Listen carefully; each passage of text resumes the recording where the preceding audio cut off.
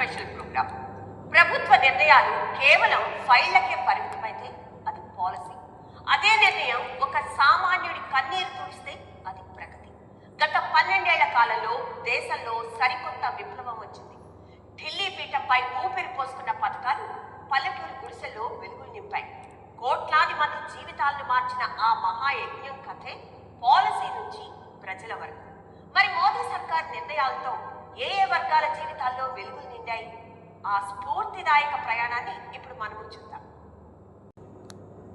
పేదరికం నుంచి ఒక కుటుంబం పైకి రావాలంటే ఉజ్వల పథకంతో పాటు ఆరోగ్యం, నివాసం కూడా చాలా ముఖ్యం.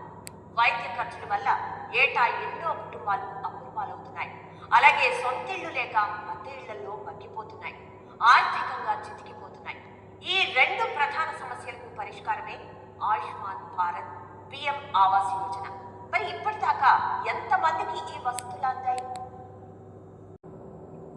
అన్ని వర్గాలకు నిష్పక్షపాతంగా సంక్షేమ పథకాలను అమలు చేస్తూ వస్తోంది మోదీ సర్కార్.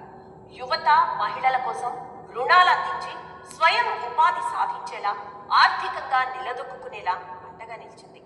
బ్యాంకు ఖాతాలు లేని మహిళలకు జన్ధన్ యోజన ద్వారా బ్యాంకింగ్ సేవలు అందించడం నుంచి చట్టసభల్లో మహిళలకు 33% రిజర్వేషన్ల చట్టం, నారీ శక్తి వందన్ అధినియం ఆమోదించడం వరకు గత 12 ఏళ్లలో మహిళల అభ్యున్నతికి కోసం పాటుపడింది.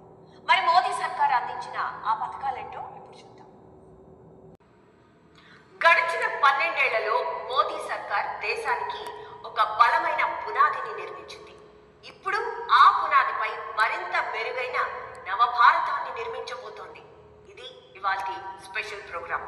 మరో కార్యక్రమంతో మళ్ళీ కలుద్దాం.